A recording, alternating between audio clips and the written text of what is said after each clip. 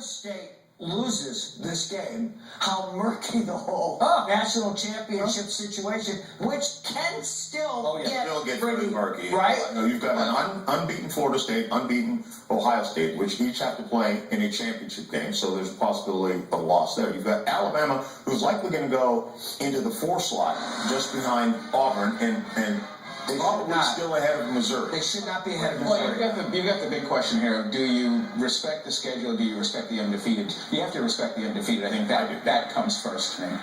I think Florida State is the weakest of all the teams. I don't get that. I know. I just think that if Clemson's your biggest win. But what I'll do what's Ohio State's biggest win?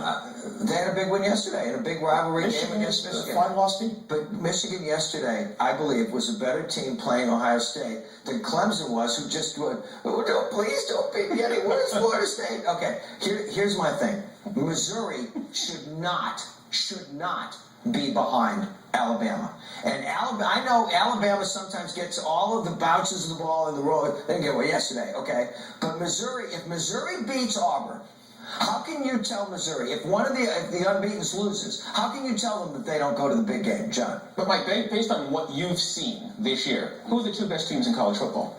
I believe the 2 best teams in the country, despite what happened yesterday at Jordan-Hare Stadium, are Alabama and Ohio State, despite Saunders' completely dismissive treatment of Urban Meyer and the Ohio State Buckeyes, who I believe are better than their schedule. I'm not dismissive at all of Ohio State. I think Ohio State belongs in the championship game. Urban Meyer knows that. I think he's done a tremendous job. But right now, I think they are the second best team to Florida State. I think Florida State's defense is better. And I think they have the biggest game breaker in college football this year in Winston, assuming he's playing in a big game in January the 6th. But the fact is that their schedule, they can't help either.